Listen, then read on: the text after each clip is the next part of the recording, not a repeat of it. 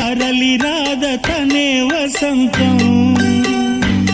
తన దరికి రాని వనాల కోసం తరలి రాద తనే వసంతం తన దరికి రాని వనాల కోసం గగనాల దాకా